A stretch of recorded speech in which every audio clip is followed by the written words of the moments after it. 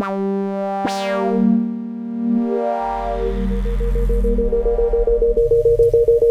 trust our hardware.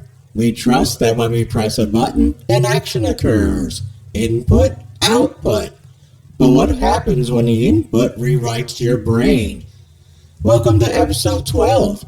Today we are accessing a corrupted sector of our history. We are going back to 1981 to find a ghost. A video game that supposedly never existed, yet everyone remembers. Initiating file, Polybius.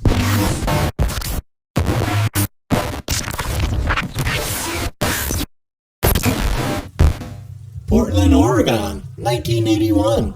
The height of the arcade boom. These places were sensory overloads, loud, dark, and unregulated. A perfect hiding place. Amidst the chirping of Pac-Man and the explosions of Defender, players were waiting for the next hit, the next challenge. The arcade was a jungle, and in 1981, a new predator allegedly entered the ecosystem. Go left, get the high score! I almost got it, watch this. Witnesses claim it appeared overnight in a handful of suburbs. A standard upright cabinet, but stripped of all identity. No side art, no instructions. Just a marquee with a single word in a stark angular font, Polybius. It stood out because of its silence, a black void in a neon room. It didn't ask for your attention, it demanded your curiosity.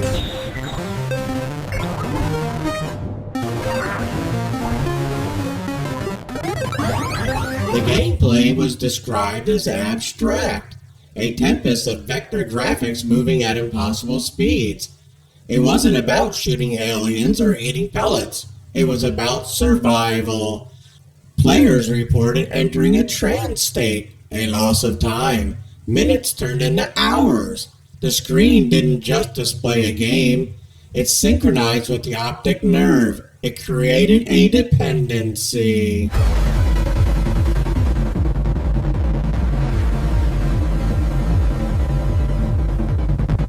Then came the crash. The urban legend states that those who played Polybius didn't just lose their quarters, they lost their peace of mind. Insomnia, night terrors, amnesia. Some players allegedly swore off video games entirely, overcome by a sudden, violent revulsion to technology. The machine wasn't entertaining them, it was reprogramming them.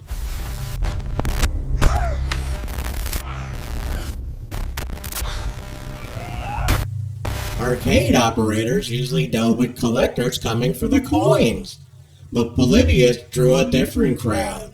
Witness described men in black. They didn't open the coin mechanism, they opened the back of the machine. They were interested in the data, not currency. This fueled the theory. Was Polybius a CIA experiment or MK Ultra for the digital age? Perhaps a stress test for the human brain disguised as entertainment.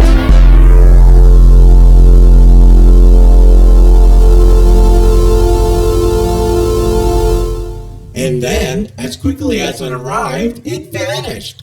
Approximately 1 month after its debut, every Polybius cabinet was pulled from the arcades. No explanation and no liquidation sales. They were loaded on the trucks and erased from physical reality. The experiment presumably was over.